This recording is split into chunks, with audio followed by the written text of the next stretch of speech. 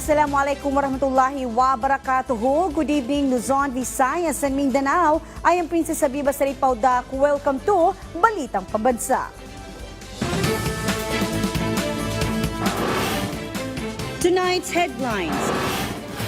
The government launched the Agri-Puhunan at Pantawid program in Sarangani to help farmers become more productive and generate more income. President Ferdinand R. Marcos Jr. further strengthened ties with New Zealand and France by discussing possible areas of cooperation.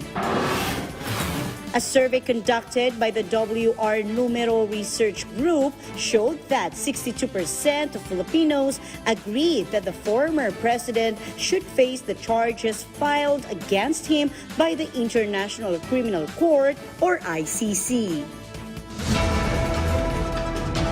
On top of the news, to address the financial challenges faced by farmers, the government launched the Agri-Puhunan at Pantawid program in Alabel, Sarangani. Led by President Ferdinand Marcos Jr., over 1,400 farmers from various municipalities across Region 12 are set to benefit from the initiative. Under the program, each rice farmer with 1 hectare of farmland may borrow up to 60,000 pesos. Of this amount, 28,000 pesos may be used for farm inputs such as seedlings and machinery rental, while the remaining 32,000 pesos can be allocated for the family's daily needs while waiting for the harvest. The loan also offers a low annual interest rate of only 2%.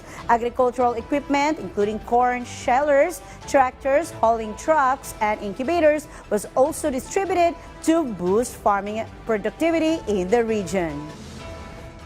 Bilang tugon ng pamahalaan, inilulunsad natin ang Agri-Puhunan at Pantawid program. Bunga po ito ng masusig na pag-aaral, matibay na pagtutulungan at malalim na malasakit mula sa iba't ibang sangay ng pamahalaan. President Ferdinand Marcos Jr. led the ceremonial signing of a memorandum order authorizing the National Amnesty Commission or NAC to issue safe contact passes to qualified amnesty applicants. Over 2,000 individuals across the country have applied for amnesty this year. These include former members of the New People's Army, Moro Islamic Liberation Front, Moro National Liberation Front, and the Revolutionary Proletarian Army, many of whom are facing charges related to their political beliefs. The Safe Contact Pass will allow eligible applicants to safely access the government's amnesty program without fear of arrest. The chief executive assured the public that the government is committed to making the program more accessible to its intended beneficiaries and helping them start anew through reintegration. In the meantime, the NAC clarified that individuals facing charges for crimes such as rape or drug-related offenses, as well as those who are currently incarcerated, are not eligible for the amnesty program. Higit sa lahat, ito ay isang paanyaya sa lahat ng rebelde na ihinto ang armadong pakikibaka. Ito ay isang bagong pahina upang makapagsimula muli. Isantabi ang pansariling interes at makiisa sa pagtataguyod sa kaunlaran ng ating bayan.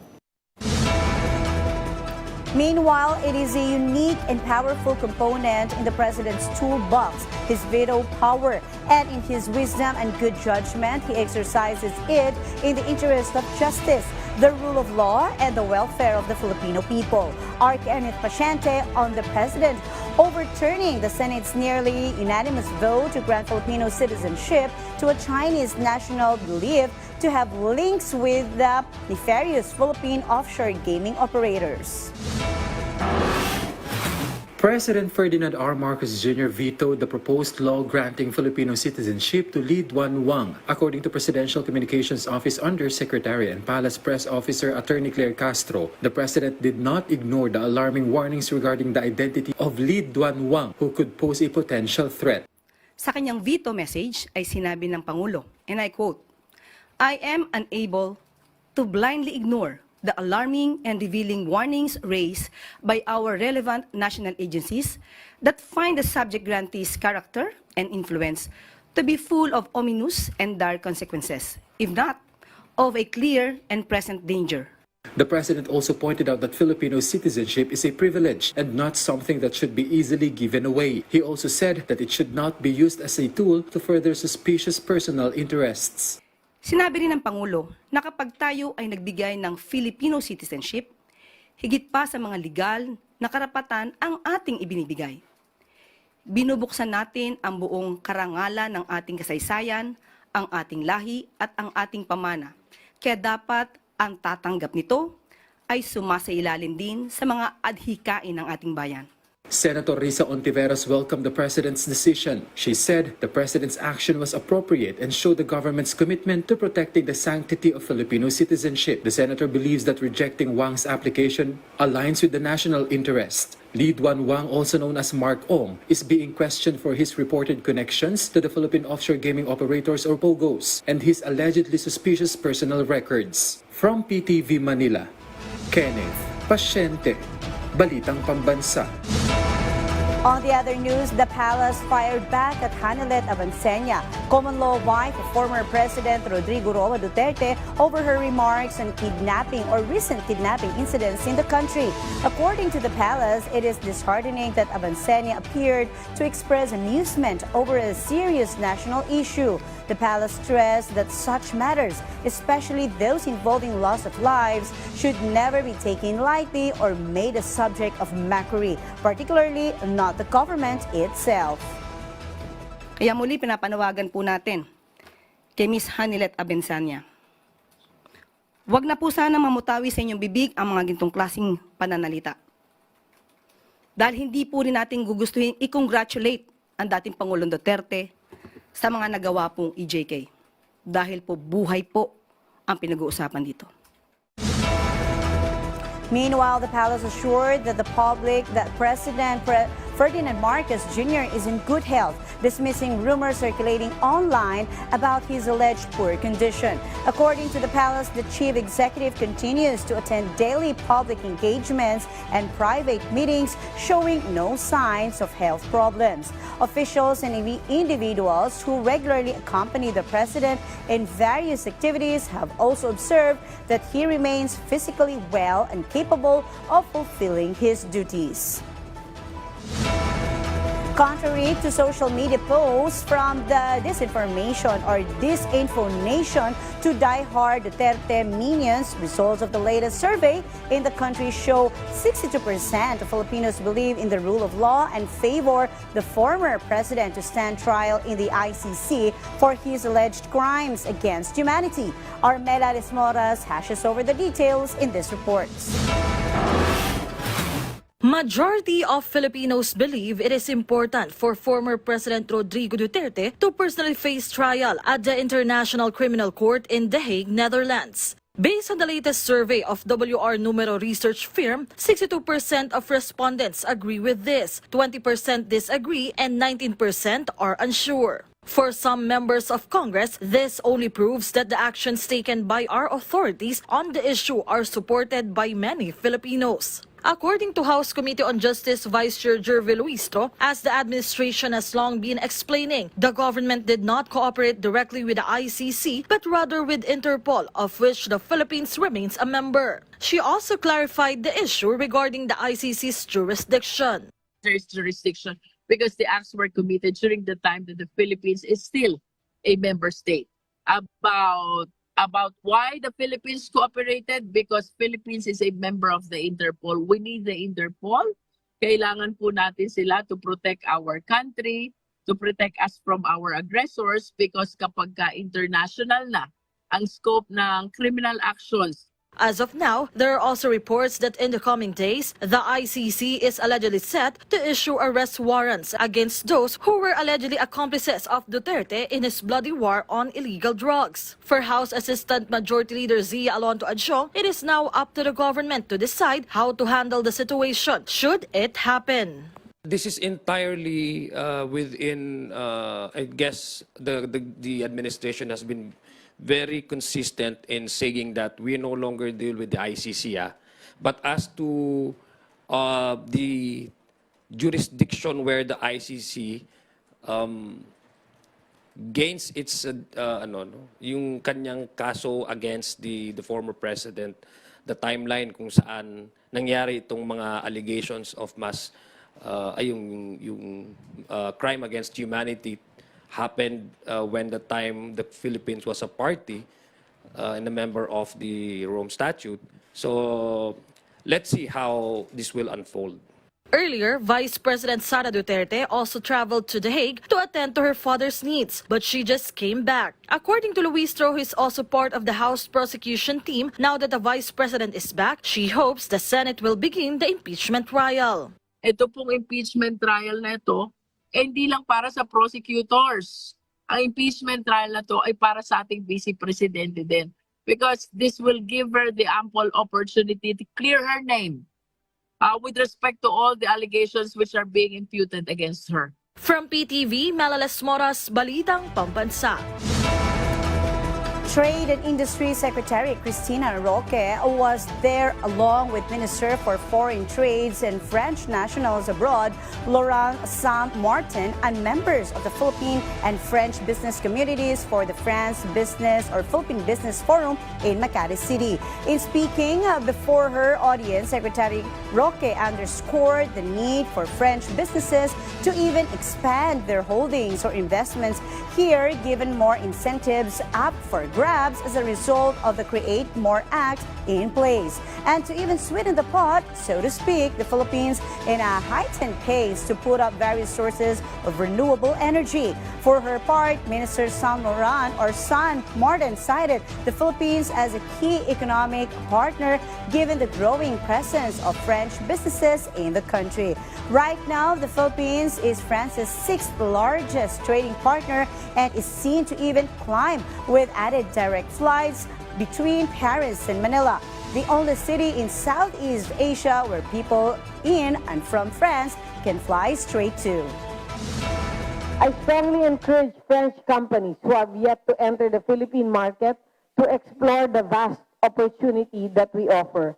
And to those already here, I extend a warm invitation to expand your operations further. The Department of Trade and Industry will always be here to assist you as best and as aggressive and as quickly as we can. This new route marks a tangible milestone in our relations, helping to facilitate trade, tourism, business exchanges. I sincerely hope that this direct link will help bring the Philippines closer to France and increase its visibility among our business community and travelers. On the other news, the Commission on Elections, or Comelec, has issued another show cause order, this time against attorney Alston Kevin Anarna, a mayoral candidate in Silang, Cavite, over a controversial remark he made about solo parents. According to the poll body, Anarna allegedly joked during a campaign event that he would provide spouses for solo parents, a statement Comelec believes may constitute a violation of Resolution Number 11116, which mandates that all campaign activities must be free from discrimination and harassment. Anarna has been given 3 days to respond to the order and submit his explanation either via email or courier, similar to previous candidates who were also called to explain alleged violations. President Ferdinand Marcos Jr. signed into law a measure that will transform the National Economic and Development Authority, or NEDA, into a department. Republic Act 12145, or the Economy, Planning and Development Act, reorganizes NEDA into the Department of Economy, Planning and Development. The agency is mandated to ensure the alignment of institutionalized national and regional plans, the integration of long-term strategies into budgeting process, and the pursuit of proactive approaches toward addressing emerging challenges. It is also tasked to strengthen the capacities of national and local government agencies in planning and policy making to ensure equitable access to economic opportunities. On the other news, the National Bureau of Investigation, or the NBI, raided a facility in Marilao, Bulacan on April 4 and seized large amounts of bomb-making chemicals. 7 Chinese nationals and 1 Filipino were arrested, with some materials later detonated to show their destructive power. The suspects were found to be illegally staying in the country. The NBI is investigating possible links to local and international operations. They face multiple charges, including illegal possession of explosive ingredients and violation of the anti-dummy law. There is no pause or intermission in ridding the country of undesirable aliens associated with the nefarious Philippine offshore gaming operations. Early morning today, 88 of mostly male Chinese nationals were herded into a plane and flown back to China, where they will be taken into custody as criminal elements. The deportees consist of POGO workers, 79 male and 9 females from former hubs in Parañaque, Bamban, Tarlac, and the cities of Cebu and Pasay. A total of 1,000 POGO workers is a targeted quota by the PAOCC or PAOC or this year, with some 200 already remanded or returned from whence they came. Local Filipino workers victimized and left by these mostly Chinese deportees have been assured assistance by the PAOC and other agencies. Meanwhile, following the implementation of U.S. President Donald Trump's latest wave of tariffs, the Philippines support the stance of the Association of Southeast Asian Nations, or ASEAN, to refrain from retaliating with reciprocal tariffs. This and other stories in tonight's Business Wrap from the Philippine News Agency.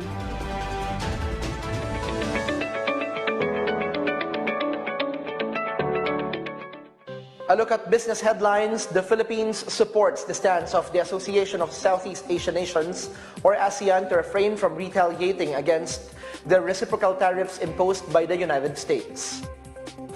In a virtual meeting on Thursday, the ASEAN Economic Ministers, or AEM, issued a joint statement saying that ASEAN commits to instead formulate a unified regional approach to the issue. The bloc vowed to further strengthen intra-ASEAN trade and investment as they minimize the impact of the tariffs. Trade Secretary Maria Cristina Roque says the ministers agreed to create effective mitigation strategies to protect the interest of member states and maintain investor confidence. She says ASEAN will strengthen engagement and cooperation with the U.S. ASEAN will also explore new agreements to bolster supply chain resilience and expand market access. Meanwhile, the Bureau of Internal Revenue is intensifying its crackdown on vape and tobacco smugglers. The BIR in Pampanga reported that it destroyed 14.3 million packs of illicit cigarettes with unpaid taxes worth 6.3 billion pesos in March 2025. It filed an 8.5 billion peso tax evasion case against Chinese nationals and several corporations linked to illegal cigarette operations in San Simon, Pampanga. Authorities destroyed 3.26 billion pesos worth of smuggled vape products in cooperation with the Bureau of Customs. BIR Commissioner Romeo Lumagi Jr. says they vow to go after these smugglers in line with the Marcos administration's whole-of-government effort to stop the illicit trade and the health dangers posed by unregulated products. That's a wrap for this week's Business Headlines. Happy weekend, everyone. From the Philippine News Agency, I'm Dench Bondok for Balitang Pambansa. Thank you so much, PNA. Meanwhile, La Union continues to soar in conservation as it highlights natural beauty through ecotourism and biodiversity efforts. Let's take a look as our Kathleen Ramones from the Philippine Information Agency tells us more. As part of the Ilocos Region Birdwatching Caravan from April 4 to 9, Barangay La Union hosted a birdwatching activity on April 7, showcasing its commitment to conservation through sustainable tourism. Led by the Department of Tourism and Department of Environment and Natural Resources in Region 1, with support from the local government, the activity gathered 30 birding enthusiasts from across the country.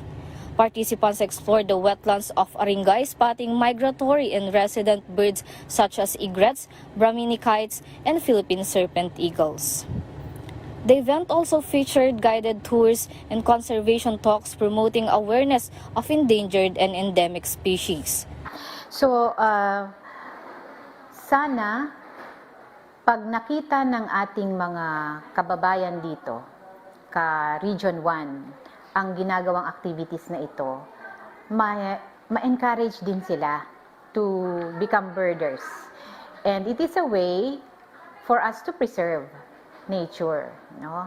Sooner, we'll have these birding circuits, tour packages on birding. Ayan. So, it's added income.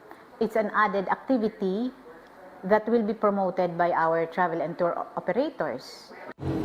This initiative strengthens partnerships between government, communities, and environmental groups, paving the way for long-term preservation. From wetlands to woodlands, La Union proves to be a haven for birds and for those committed to protecting nature. From the Philippine Information Agency, La Union, Kathleen Ramones, Balitang Pambansa. In a move to strengthen local the local dairy production and uplift farmers' livelihoods, the Philippine Carabao Center has turned over dairy buffaloes to a cooperative in Bataan. It's a part of an ongoing effort to build sustainable, community-based Carabao enterprises. Camille Naganyo from Philippine Information Agency Central Luzon has the details. The Philippine National Police expects heavy road congestion in Calabarzon this Holy Week and summer vacation as devotees flock to churches while some will visit tourist spots. Tayo ay nagtulong-tulong para bantayan yung mga pwedeng puntahan ng mga kababayan natin ngayong summer, no? Andyan yung mga beach, alam niyo naman dito sa Batangas, yes. Meron tayo rito sa Quezon na dinadayo ng mga tao natin. And of course, naglatag na rin tayo ng mga karagdagang checkpoint. Due to this, PNP advises motorists to remain calm and practice defensive driving to prevent road rage incidents following such incidents in Antipolo City that resulted in one casualty. No, expect natin na magkakaroon ng traffic. Although hindi tutulong naman yung mga kapulisan natin, pero hindi talaga natin maiiwasan yung traffic na yan, no? And number 2 siguro is kailangan maging mahinaon tayo. Nearly 24,000 PNP personnel and force multipliers will be deployed across Calabarzon, particularly in areas of convergence such as churches, tourist spots, malls, and transport terminals. The PNP believes that security is not just about visibility. It is about readiness, vigilance, and commitment to ensure public's protection as they reflect and enjoy during this season. From PIA Calabarzon, Main Odong, Balitang Pambansa. In a move to strengthen local dairy production and uplift farmers' livelihoods, the Philippine Carabao Center has turned over dairy buffaloes to a cooperative in Bataan. It's part of an ongoing effort to build sustainable, community-based Carabao enterprises. Camille Naganyo from Philippine Information Agency Central Luzon has the story. The Philippine Carabao Center, or PCC, entrusted a total of 10 pregnant dairy buffaloes to the Bataan Farmers Agricultural Cooperative under the Carabao Herd Build-Up Project through the Carabao-Based Enterprise Developments, or CBED program. PCC at Central Luzon State University CBED veterinarian Lara Joyce Bolbora said the distribution of dairy buffaloes to qualified farmers aims to help them earn additional income from carabao raising and milk production to improve their livelihood. Each beneficiary needed to return a female buffalo aged 18 months to their affiliated cooperative, which will also come from the offspring of the buffalo they have received from the PCC. Through this, the buffalo that will return can be distributed to other members of their organization who also want to raise dairy buffalo and ensure that this program of assistance to farmers continues.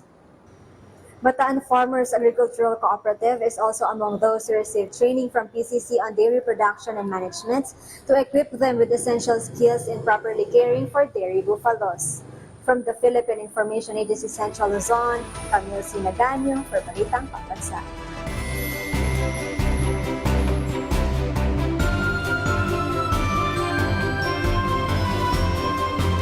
for our weather update. Based on Pagasa's latest monitoring, easterlies is affecting the country. Caraga and southern Leyte may experience cloudy skies with scattered rains and thunderstorms. Metro Manila and the rest of the country may encounter partly cloudy to cloudy skies with isolated rain showers or thunderstorms caused by the easterlies. Possible flash floods or landslides during severe thunderstorms may occur. Jumu'ah Mubarak, and that concludes our rundown of the latest, widest, and most comprehensive news and information from all across the nation. This is your trusted news source, always ready to inform and serve the Filipino people. Catch Balitang Pambansa again next week at 7 a.m., 12 noon, 6 p.m., and 9:30 p.m. for more updates and developments. From Radyo Pilipinas, I'm Princess Habiba Saripaudak, and this is your Balitang Pambansa.